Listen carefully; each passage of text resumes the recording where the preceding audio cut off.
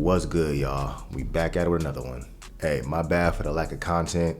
I've been super busy this past week and a half. I've been moving, just got into the new spot, just got everything situated. It's a new setup, so obviously things are a little different.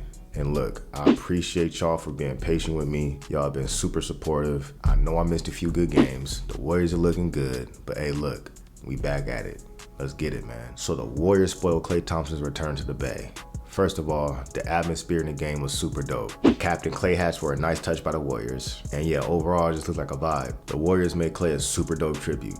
And it still looks weird seeing Klay in a different jersey. When I seen Steph and Klay warming up pregame on two different ends of the court in two different jerseys, I was like, yo, this is weird, bro. But hey, that's what it is. I'm just happy the Warriors got the dub because I did not want to see the Mavs win. As much as I wish Klay the best, I'm not trying to see this dude win, bro. Not no more.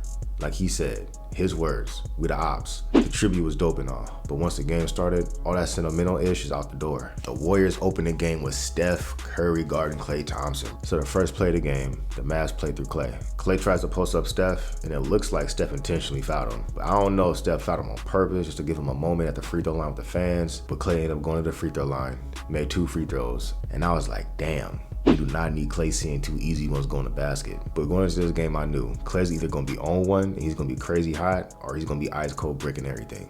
And I was actually leaning towards him not having a good game. I thought his emotions were going to be super high, and I thought he was going to be pressing. I thought he was going to be chucking. And on top of that, the Warriors got a top 3 defense right now. In addition to knowing Klay's tendencies better than anyone. There's no other team more dialed in on what Klay wants to do offensively than the Warriors. And Steph did a really great job on Klay. He actually locked him up. The second time Klay tried to post up Steph, hit him with the Andre Iguodala strip steal. And I honestly think one component of the Warriors putting Steph on Klay is to bait Klay into taking bad shots. Klay trying to utilize his size advantage and trying to shoot over Steph, but Steph wasn't having it, bro. He knows all his tendencies. He knows all his moves. And Steph took this personal. Like, he really wanted this win. Apparently, Klay goes to Steph. Steph tried to reach out and discuss the pregame tribute in his speech, and Klay wasn't having it. So yeah, Steph did take it personal, and I'm glad he did. By the way, Wardell, Steph, and Curry was by far the best player on the court. That includes Luka Doncic. That includes Kyrie Irving. 36-year-old Steph outplayed everybody, and he scored the Warriors' last 12 points of the game. Bro, at this point, I don't even know what to say.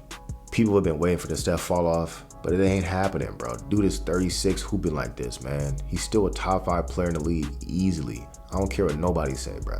When they won in OKC, Steph outplayed Shai Gilgeous-Alexander on his court. 36-year-old Steph going up against a prime MVP candidate that's 10 years younger than him.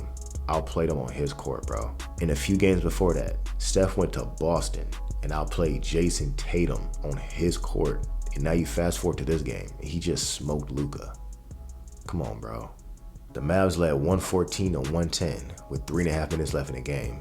Steph proceeded to go on a 12-3 run by himself. Steph had an answer for every single one of the Mavs runs. This was an offensive masterclass by the chef. And speaking of a masterclass, Draymond Green had one of the craziest defensive games I've seen in a while. Yo, Draymond was everywhere, bro.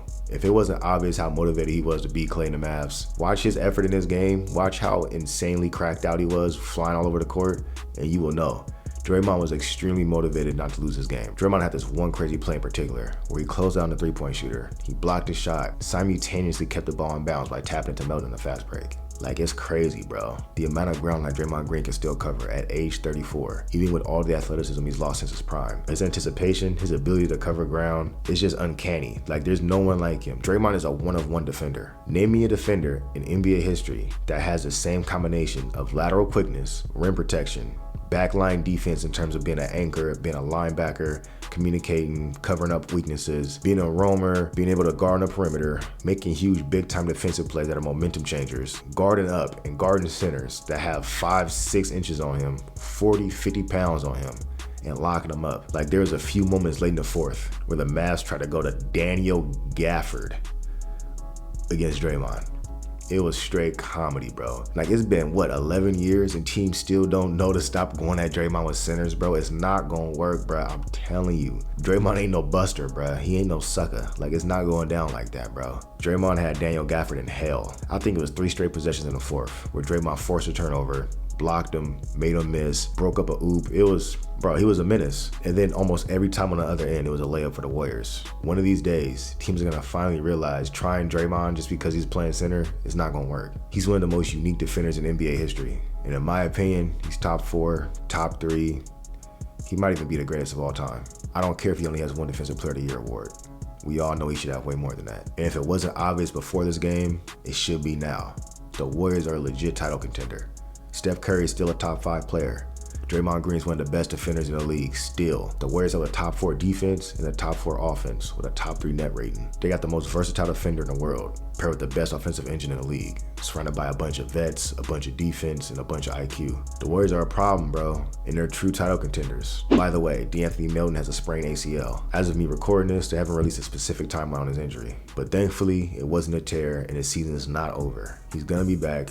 I'm not sure how long, but let's wish De'Anthony Melton a speedy recovery. But anyways, that's all I got for y'all. If I entertained you or you learned something new, do me a favor, hit that subscribe button. I'll holler at you on the next one.